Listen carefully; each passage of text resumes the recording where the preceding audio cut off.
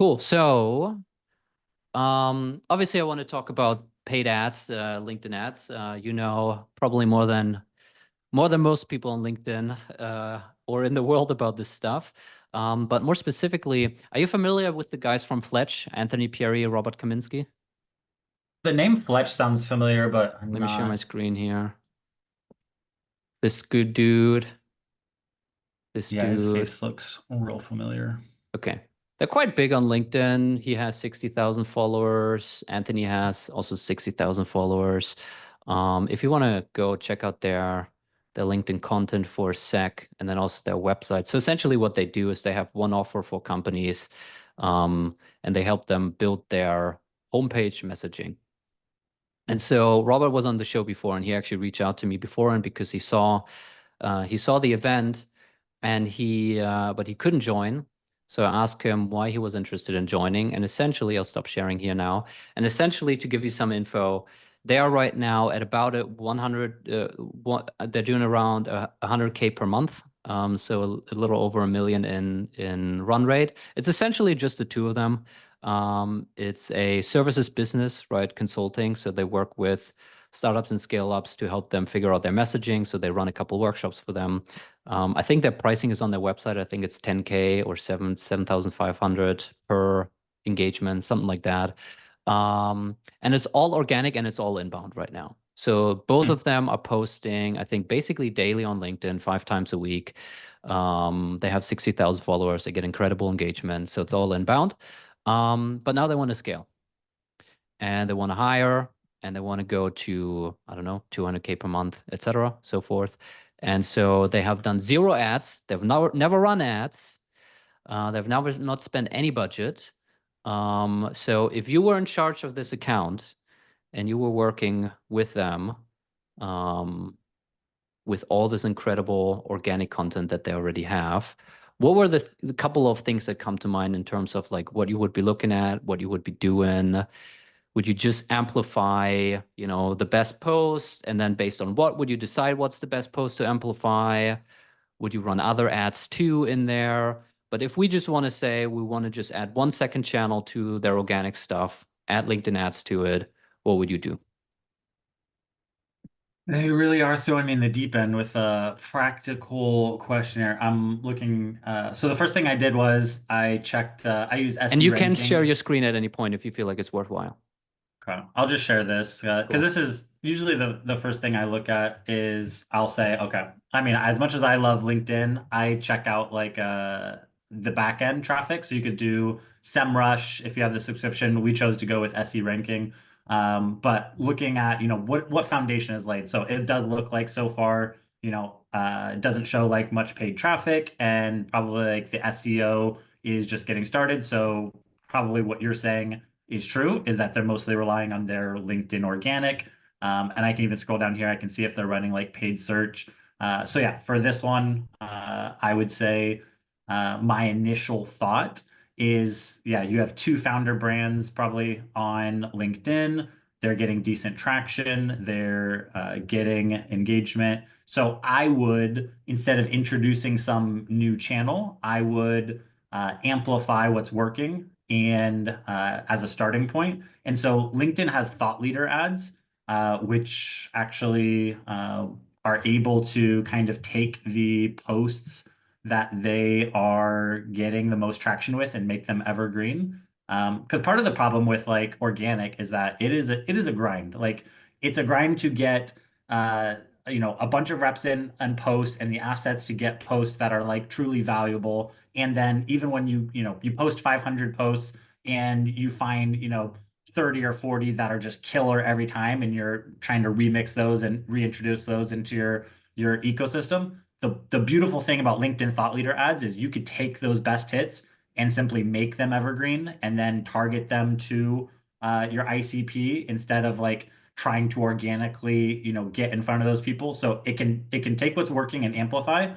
Typically, what I am looking for though, or what I do think, as much as I love LinkedIn ads, that having some sort of paid search, small budget to start, is really helpful. Because the one thing that I think LinkedIn organic and LinkedIn paid ads do have as a flaw is that, the buying journey it could be anywhere on the journey. You're trying to get in front of people that are likely to have a need or likely to have a use for your product, but you have no indication that they're searching in a need in market, and so the journeys can be really long. So I do think I still would fight, if we have budget, to introduce some small paid search, because there are people who are actively looking for their solution, and if we could introduce that traffic and then ideally retarget them on LinkedIn with thought leader ads, connect them with their personal brands, and nurture them, the sales cycle will be a lot shorter. So I guess step one, I'd say take what they're doing organically, amplify their top greatest hits, and I would fight for a small paid search budget to introduce some in-market traffic that would benefit from that ecosystem as well. And I'd probably like try to scale, go back and forth and scale that balance a Couple little bit. follow-up questions. So when you say their best hits, is it just based on likes? Whatever post got the most likes for them? No, so it's a good distinction. So typically when you're posting, and it's really hard to tell this like off the bat, but yeah, there's some posts that will go viral, and well, maybe not even. I don't really have posts that go like viral anymore. But there's posts that do really well, likes and engagement, and then there's posts that create inbound traction. People are making comments, asking questions, DMing you, and you're getting on calls. Like if you have a post, even if it doesn't get a ton of traction, but it produces inbound inquiries, I would be those are the best ones to pull over to Thought Leader, make them evergreen, and then you can position them as net cold ads, getting in front of a targeted audience, kind of making it this ongoing motion of what you're doing organically.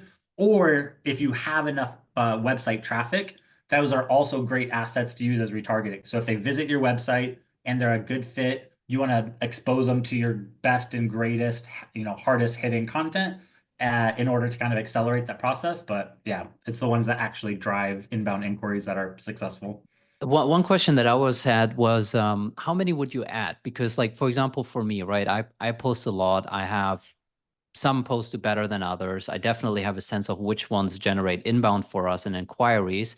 But then even there's a range, right? So like I have one post that I know for sure did by far the best ever in terms of inquiries. Should I only add that one? Or should I also add the second, third, and fourth best one? Or should I add the top 20 or the top 30? Because, if I know this Yeah. one did by far the Yeah. best, is it even worth to add the second best in there? So my thought on this is how many ads are in the campaign depends on the size of the audience and the frequency. So if you were going to position this as a net cold ad, getting in front of people that haven't been exposed to your content before, typically the audience size is going to could be decent for you and me.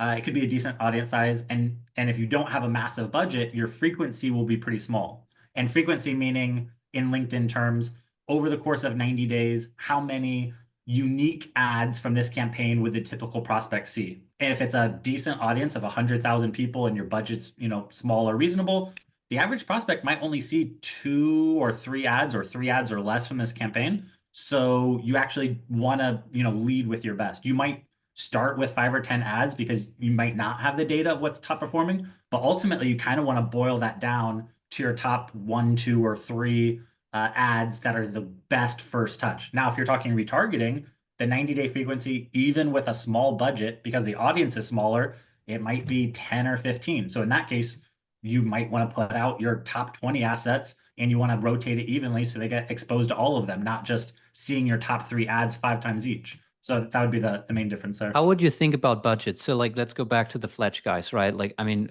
one, they have tons and tons and tons of content. They could put 5 or 20 or 50 posts in there that all do well into that thought leader ads.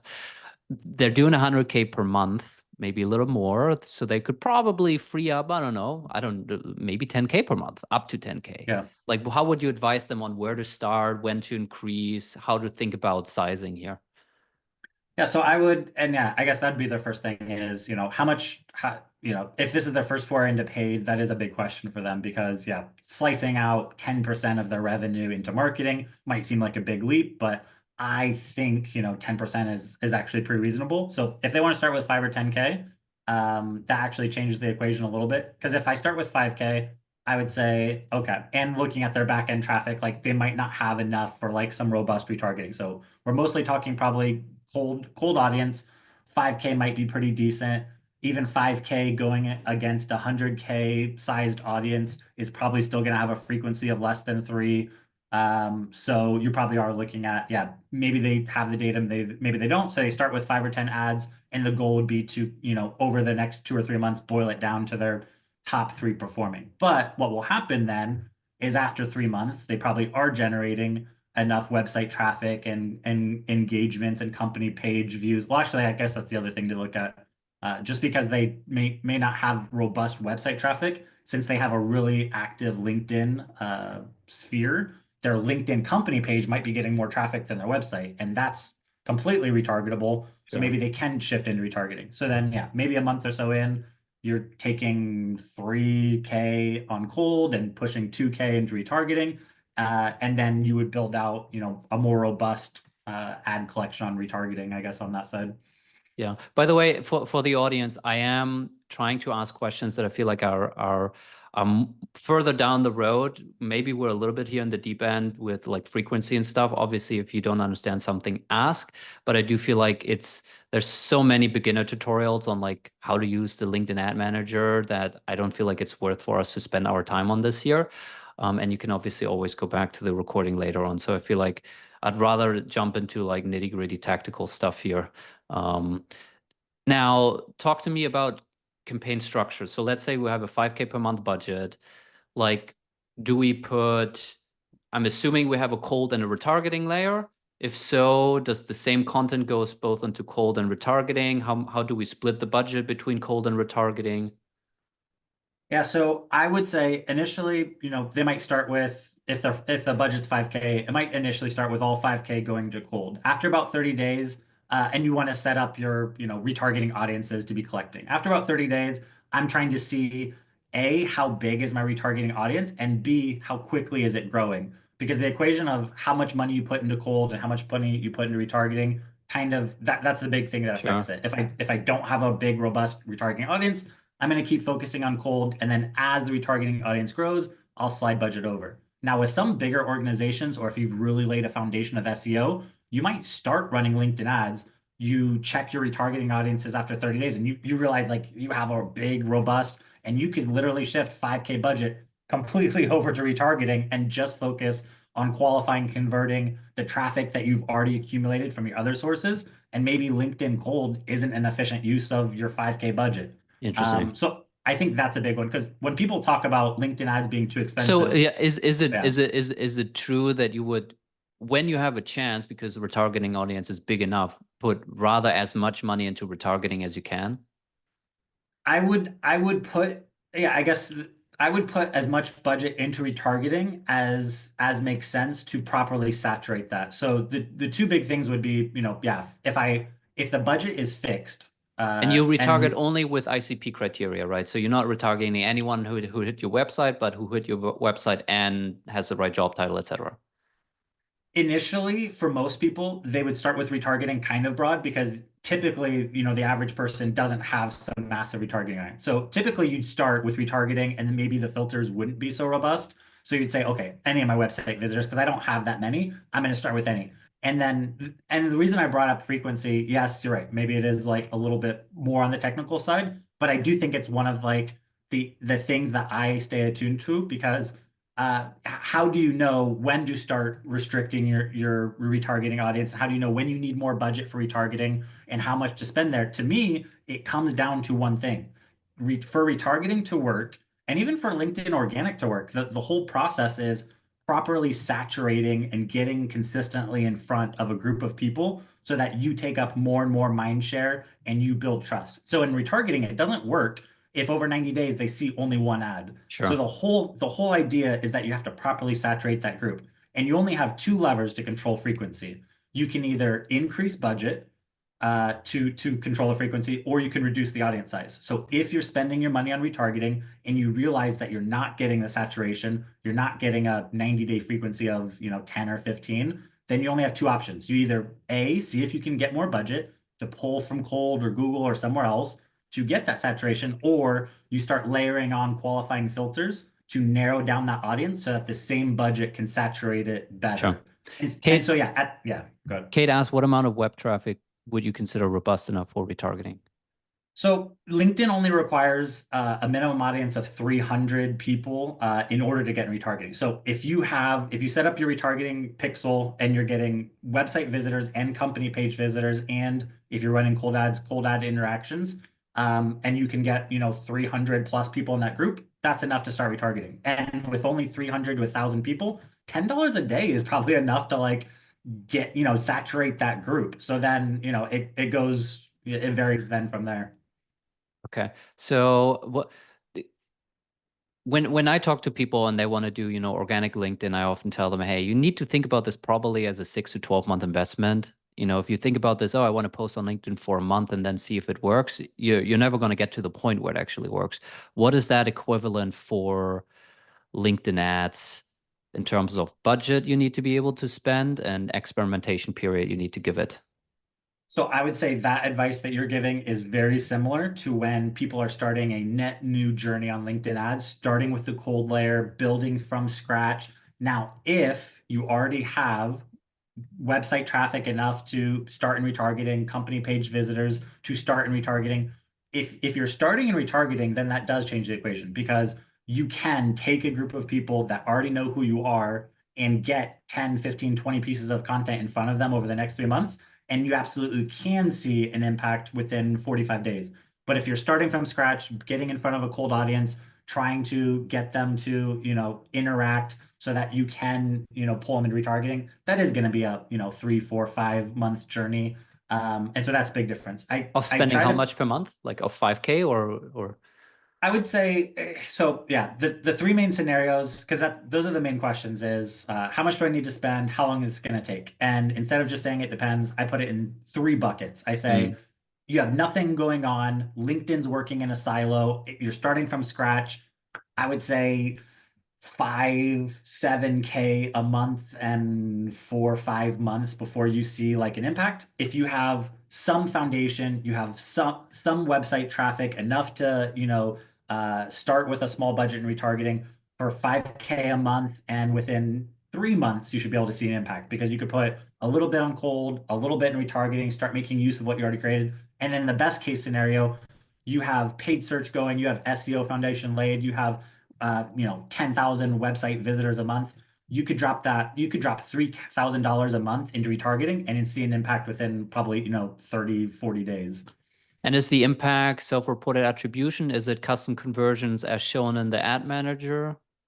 A little of both. So when it comes to attribution, which could be a whole nother, talk, I fight for three things. Self-reported attribution, big fan of that. I make it a mandatory field in our HubSpot or Calendly, whatever we're using. I do really try to set up channel attribution. So I try to set up my website almost like an e-com. So if they book a call, they should land on a book Yep. call confirmed page. If it's a form submission, they should go to a thank you page. If there's pricing ideally on a separate page, so there's key page conversions, I would track conversions in channel. I would fight for self-report attribution, and then I do think occasionally consulting like software attribution to try to see the interconnected journey is helpful, but I don't rely on that as much. But yeah, UTMs. yeah, well, yeah, and a lot of those like they're just trying to put together all the UTMs and match it to the Sure. IP and show that journey. But self-attributed and the channel attribution. So yeah, ideally impact is they're filling out a form or actually booking a call. And it's way easier and faster to see the impact if you're just trying to saturate an already warm audience, qualifying them with ICP fit and getting 15 ads in front of them over 90 days. Like you should be able to see actual movement from that. Yep. I see a bunch of questions in the chat. We're going to get there. Just to close a couple loops. So let's say we're spending again 5K per month. We have a cold layer, we have a retargeting layer. For the cold layer, let's say we have our 10 to 20 greatest hits of the organic content that we've put out previously in terms of what generates inbound, not in terms of what generated the most likes. Do we put the same exact content into retargeting, or is there some other framework that we are So using here? Yes and no. So my initial thought is that the cold ads and the retargeting ads should be slightly different. For example, I believe that a cold ad is the first time they're ever seeing you. So diving super in depth into the nitty-gritty trenches that might be more useful to someone who's already been exposed to you, knows what you do and what you are.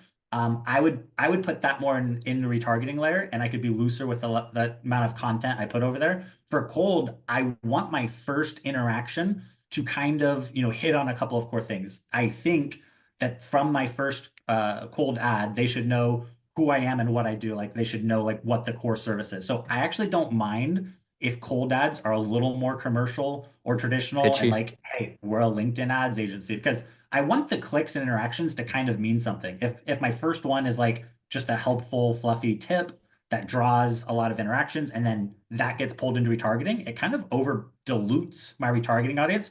I Mhm. want those interactions to kind of mean something. So the main pain points I solve, the main thing I do and want to be known for, and maybe the results that people tend to get with working with us. I think those are three things I tend to try to hit on in cold ads. And in retargeting, anything I think can help build trust. And then the spectrum gets broader. So podcast interviews, my newsletter, helpful tips, subject matter expert, just like Yep. information.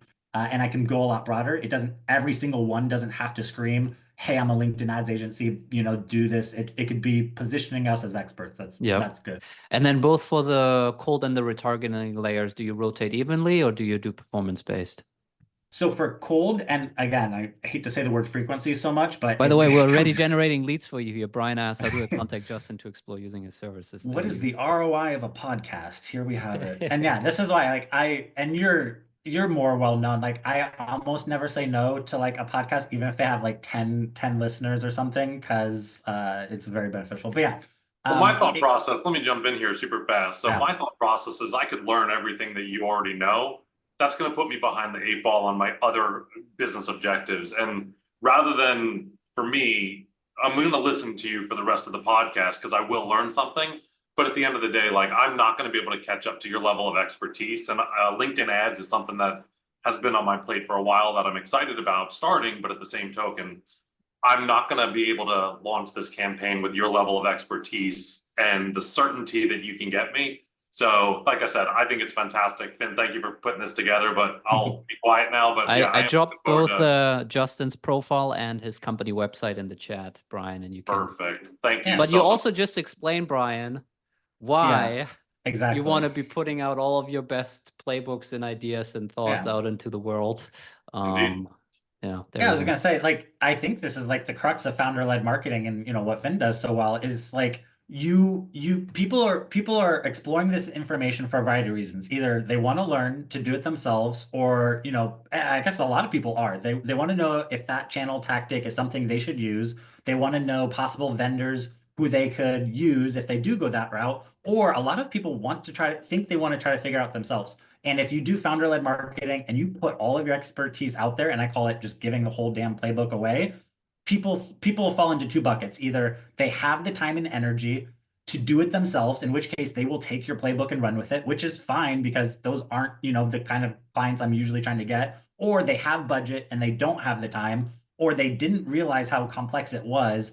And through listening to your playbook, you've positioned yourself as an expert, clarified how complex it is, and cemented in their mind who they want to go to if they do get to that point. Like that's the amazing part about this. But yeah, for the question of how what was the question? It Rotate was or performance based. yes. If the frequency is less than 3, which is typical of cold ads, I Mm-hmm. would optimize for performance. If they're gonna see only 1, 2, or 3 of my ads over a 30 or 90-day window, I want it to be the best ads. Optimize based on performance. Now, if the frequency is 10 plus, I want them to see as many of the assets as they can and to rotate evenly. Because what happens if they have optimized for performance, but frequency is 21, it'll show them the top 3 ads like 7 times each instead of showing them 21 unique ads over their journey. So it's a completely different like experience for the client. Now, here's my And yeah, question on that and my problem with that. So these are our own ads. I'm running basically some of my best posts as ads, exactly as you kind of talk about here. yeah, I think I have 24 in here. A couple of turned down, but let's say there's 20 in here.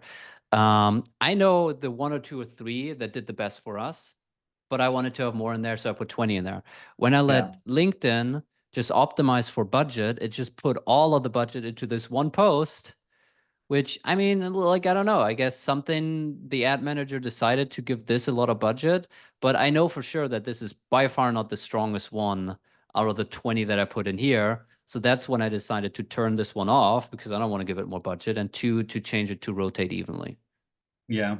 And rotate evenly doesn't always work perfectly. It does still rely on like the bidding mechanics and the quality score of the ads. So there are still going to be ads that get more proportion. But yeah, in this case, you know, especially if you want it to distribute more of your budget across more of the assets, then rotate evenly works really well. The other thing you can do in order to kind of segment, because if you're adding new assets to a campaign, one thing that kind of sucks is like new ads introduced to a campaign are competing with like already established ads, and it's almost hard for them to get like a fair shake. So if you were optimizing for performance and you introduce a new ad, what you might want to do is here's like my core 5 or 10 ads that I know are great. They're in a campaign by themselves. New ads I'm going to introduce in a separate campaign with their own dedicated budget, so they're not competing with these. Once I figure out which of these 10 ads are great, I can add those to kind of my alpha group over here and do that experimentation maybe. All right, now let's get to some questions. Jordan asks, we're launching a new site, so we'll be using 100% of our ad budget on the cold layer. Should we evenly split that between, say, cold LinkedIn ads and Google ads, or do you recommend a different split? Yeah, so yeah, and again, this is showing how unbiased I'm trying to be. I would actually give paid search more of the budget because in my mind, especially like depending on the keyword research, if there's people out there searching for what you do and you can you can step in front of some of that traffic, that's going to be some of the shortest traffic or the shortest sales cycle. The main problem is it's also very competitive traffic. Even though you're paying for that click, they still probably are looking at 2 or 3 of your competitors. So I do think getting retargeting in place as fast as possible is going to be key because the main thing that helps you be successful with paid search, in my mind, is having a good system to convert them on the back end. So yes, starting out with a cold budget split between paid search and LinkedIn, I think makes sense. But within 30 days, or like the very first, I would have my LinkedIn Insights tag installed. I'd have my retargeting buckets filling. And at the 30-day mark, I would be looking to segment, 10, 20% of the budget over into retargeting to start getting more out of my cold efforts. Because running cold paid search and cold LinkedIn ads to start is going to be some of the most inefficient spend. So you also can't judge your, overall future results by your initial 30, 90 days because it's going to start ugly and then it's going to get better every month, ideally. So is it literally if you had 5K per month again, you would put first month just 5K into Google paid search? I'd do 3K Google, 2K. So I would give Google more, but I would do like 3K Google and 2K LinkedIn cold. LinkedIn, yeah. And then after month 1, month 2, siphon some of that into LinkedIn retargeting. Yeah.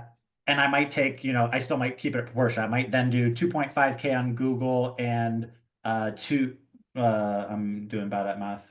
I'm 1.5 on LinkedIn cold and then 1,000 on LinkedIn retargeting. Might be a nice split then for after a month. Ishan, I think that should also answer the question that you asked. Adib asked, any better retargeting audiences besides just website visitors, and what would be the signals to look for? Whenever I visit some company's homepage, LinkedIn page, I see their ads all the time, but it's always the same ad. So any tips on how to go the next step? Yeah, so I guess in that case, the LinkedIn Insight tag picks up on all your website traffic, not just what LinkedIn sends. So it'll pick up on Google traffic, SEO traffic, organic, referral, and then LinkedIn can also bring in your LinkedIn company page visitors. The other thing I don't think people do enough is if you have an email list, if you have a CRM data, you can get that data, upload it into LinkedIn, and you could possibly start with a retargeting audience that didn't just come from paid ads if you have data already. And then, if you're logging in or you're seeing the same ad every time, I've seen so many companies, chances are they only have one ad in their campaign. And I've seen so many companies spending like $20,000, $30,000 a month budget, and they literally have one ad in their campaign, and it's the same ad that everyone sees. That's not the best way to go. So I would, if it's that level of frequency that every time you log in, you're seeing an ad, they should have more ads in their campaigns to see a better mix. Yeah. All right. Barry asks, what's your advice on building brand awareness and mind share when it comes to targeting the 95% of buyers who are not in market right now? Should short burst cold ads every quarter? So I'm not a fan of like new fresh ads every quarter, for one main reason. In my mind, like, and the reason that thought leader ads I think do so well is because they are easier to interact with and they accumulate likes and comments, which is viewed by prospects as social proof. Like when I see an ad and it has no likes, no comments, I'm way less likely as a human or a prospect to interact with that. Now, if I see an ad or a thought leader ad that has 15 comments and 27 likes, like in my mind, it's already like more probable that I'll give that some credence. And so if every quarter I'm scrapping all of the ads that have accumulated any social proof and starting from scratch every quarter, like I'm going to be at a disadvantage. So I think in that case, it's more about like creating something that's almost evergreen. Let's see. I think I lost the other part of that question. Well, he asked if like short bursts of cold ads every quarter. Yeah. Well, I mean, I think and then this is your point of in view, market. just as my point of view, I think, which is like thought leader or subject matter expertise, organic stuff. I mean, that's how you nurture the 95% of people.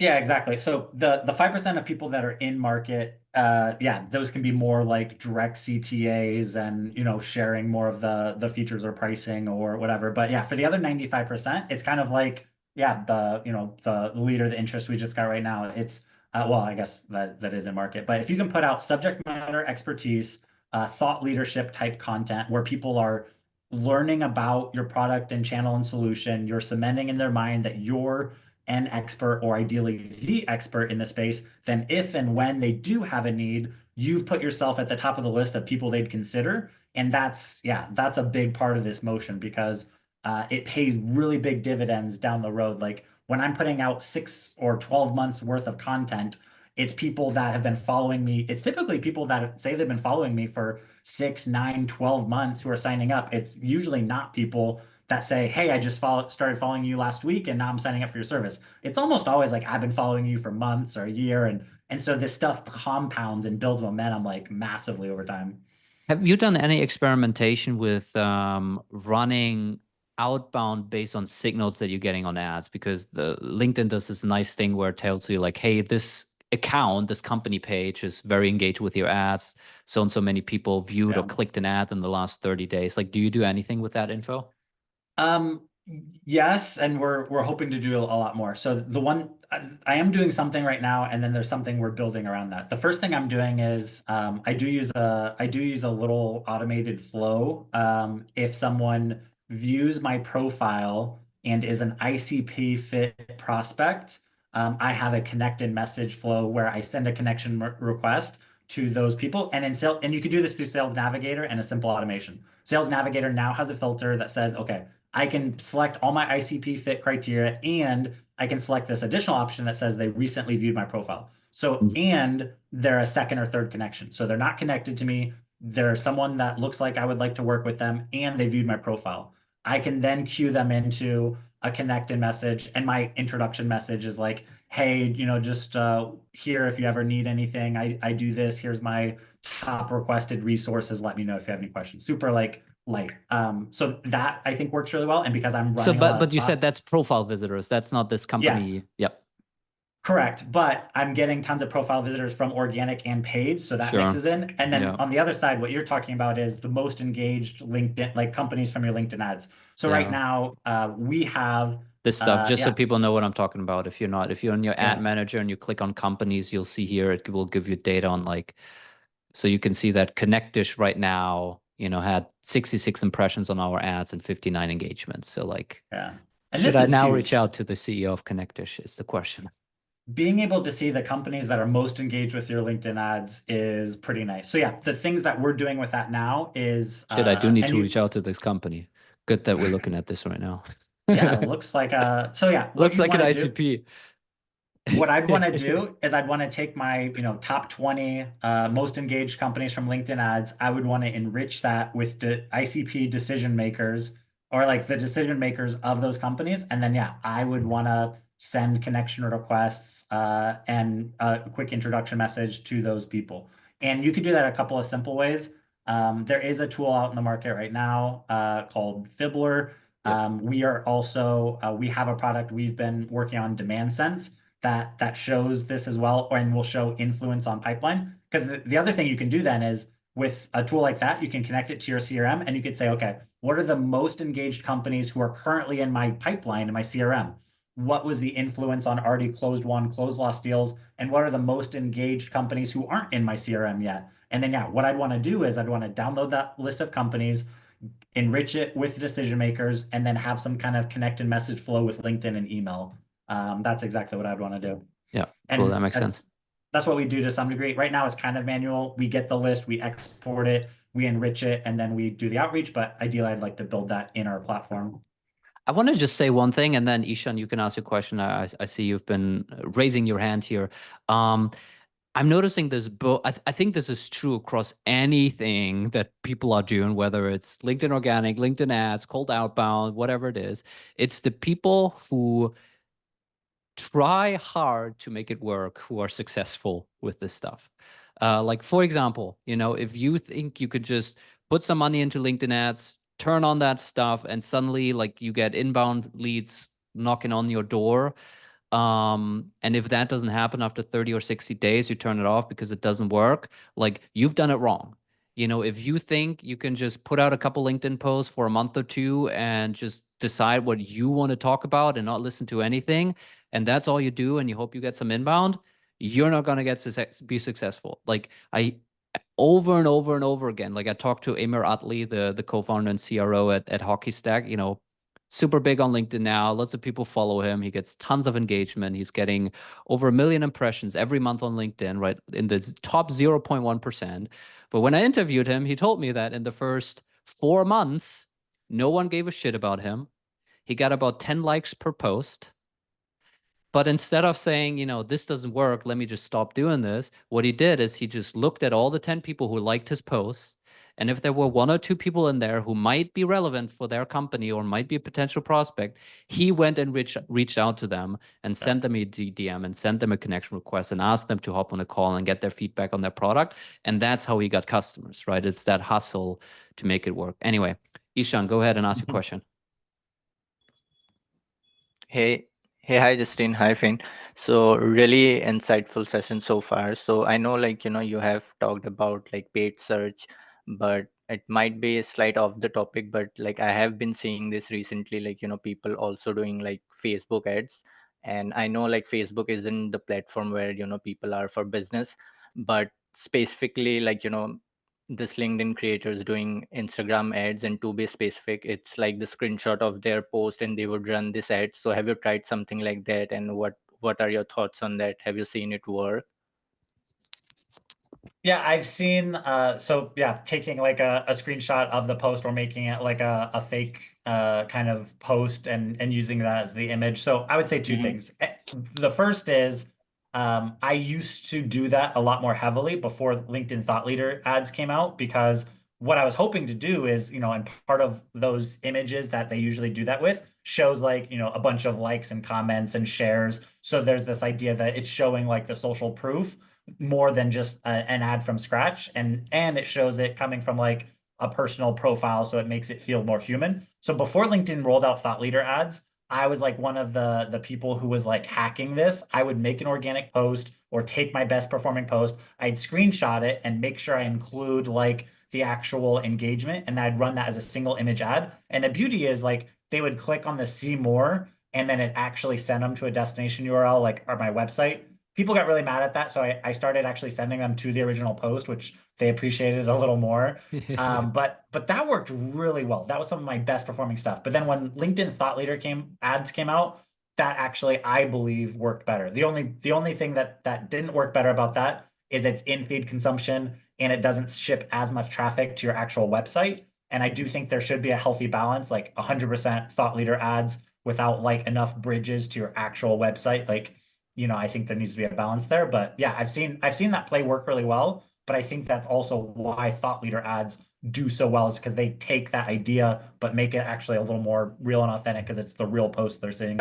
I think that the Thought Leader ads, I switched completely over to that instead of the screenshots of the image. And the one modification I did make to try to bridge that gap is you can go back and edit your original post, and you can add in like links to your website or resources or things like that.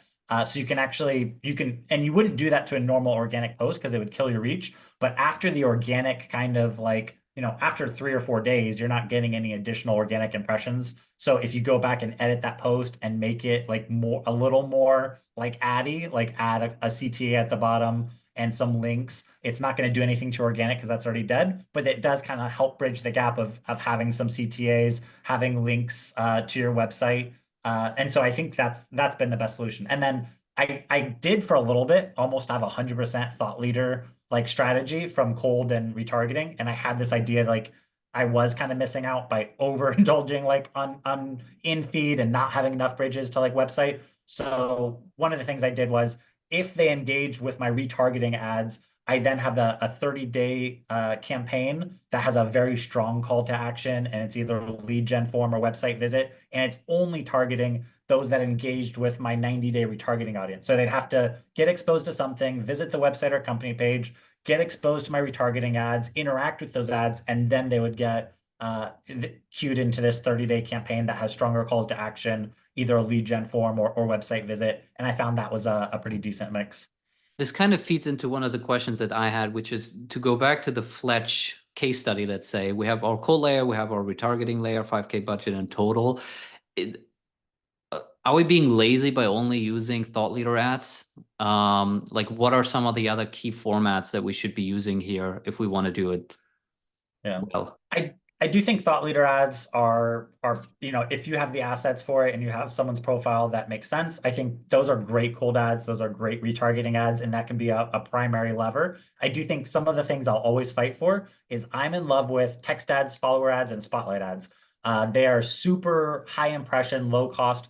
Do not get hung up on the CTR or even the cost per click, because in my mind, it's almost free real estate for retargeting. So and I've seen like 15, 20,000 impressions and they only charge me $5, I almost don't care if they get clicked or not. So the CTR is going to look terrible, but if I'm getting 15,000 free impressions that I'm not paying for, like, how can I be mad about that? Every time my prospect logs in, my logo is to the right of the screen. Whether he clicks it or not, I have to believe that subconsciously does something to them. So text ads, follower ads, and spotlight ads, they show to the right of the feed on desktop. I think those are amazing retargeting layers.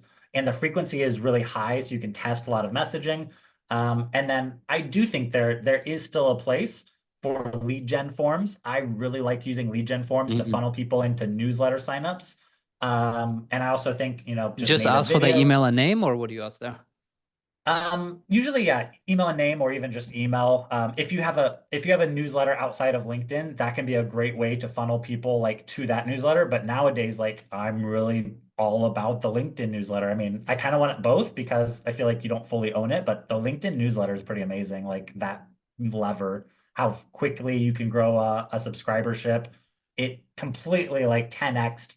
I spent like, I don't know, 2 or 3 years trying to grow a newsletter to like 3,000 or 4,000 subscribers, and I was really proud of that. And then within 48 hours, I mean, sure, I have the following on LinkedIn, but within 48 hours, my LinkedIn newsletter was like 3x that, and now it's like I forget how many, 24,000 subscribers on that one, and my 4.5K of whatever. Like I almost downgrade that or not care about that one as much.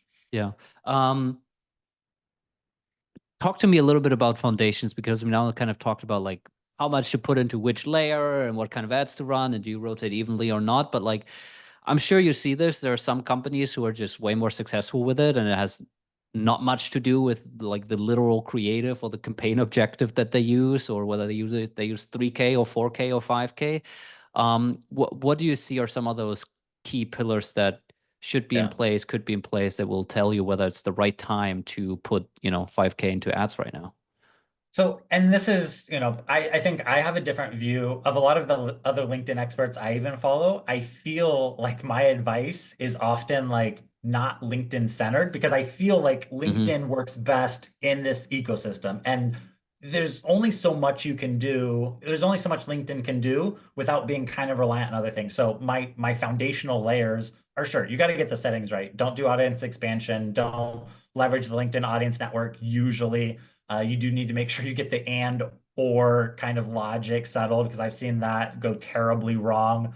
please use your insight tag and get retargeting audiences set up, and please use that and have more than one ads in there. But other than that, like a couple of things that make LinkedIn ads successful is, do you have other things generating traffic, quality traffic to your website, so that LinkedIn retargeting can help make everything else you're doing more efficient? And do you have that framework? So I do believe paid search is still a foundation. SEO is still a foundation. Making sure your paid search is actually hitting on high intent keywords and not just, you know, these broad terms, bringing tons of fluffy top of the funnel research traffic that's, you know, kind of over diluting. And do you have, you know, I guess the best LinkedIn ads in the world won't help you if you don't have the right positioning, the right offer, and if you don't know who your target audience is. Because LinkedIn ads can be really expensive but effective market research to help you understand who you should be selling to. But if you already know that to get started, that will save you a lot of time and money. So I feel like those are some of the foundational levers that let you know. But yeah, so if I told someone, you know, how do I know if I'm ready to drop 5K or 10K a month on LinkedIn ads? I would say, do you have SEO going? Do you have something going with paid search? Do you have some kind of, you know, quality traffic stream to your website that's already converting on some level? If you don't have any of those things, like, yes, you can get started with LinkedIn ads, or in your case, when you're this Fetch, or did I say it wrong? Fletch. Or Fetch? Okay, my bad. If you have a strong, the exception to that would be if you have a strong organic presence and funnel that's working on LinkedIn, amplifying what's working with thought leader ads is effective. Otherwise, I would want some other systems in place for LinkedIn ads to make sense. Otherwise, even as a LinkedIn ads agency owner, I'm going to suggest you might want to start with, you know, paid search as a starting point. Okay, let me. I'm gonna share with you my experience with LinkedIn ads, and you're gonna help me troubleshoot it. So I probably started using LinkedIn ads about a year and a half ago. I started using it for the first time when we had one organic post that did really well. It was this video of me saying, hey, here's what I would do if I was your head of marketing. I would interview your founder and CEO. I would turn that interview, essentially our process, right? What we do, but as an organic kind of 3-minute video. So then I put that into, there were no thought leader ads. So I just made it a native video ad, ran through our company account, Project 33. I put, you know, minimum budget in there, maybe 300, 600, 900 per month, like not a lot, right? Basically just running that ad. That crushed. We booked demos through it verifiably. Like, people told me on calls that they booked the call because of that video. I saw in the custom conversions that it was booking demos for us. I think we generated 2 customers from that, or 3 customers, many more demos obviously than that. It generated more than 100K in revenue for us. At some point, it just stopped doing stuff, or at least it felt like that. And then I started experimenting, and I added more layers and added more creatives, and I tried to be smart. But, you know, like, we're not the type of company, I'm not making so much revenue that I can just keep spending when I'm not like 100% sure that I'm booking demos through this stuff. And especially not 5K per month, right? So at some point I just kind of turned it off because I wasn't convinced anymore. Before that, I was like 100% convinced that this video particular was running. So then I just stopped, didn't run them. And now I'm again running some, but it's more like, you know, I have my best performing organic posts. It's just, I feel like it's just a good idea to show people this stuff and rotate evenly. Maybe I can run some outbound based on this stuff that I'm seeing. I'm not 100% sure yet that it's like direct response generating like demos where people see this and then book a call, but it's probably not a bad idea. That's why I'm doing it right now. So like, what's your, you know, analysis of this situation? Do you remember what the audience size was when you originally got started, and has that dramatically changed? No. Okay.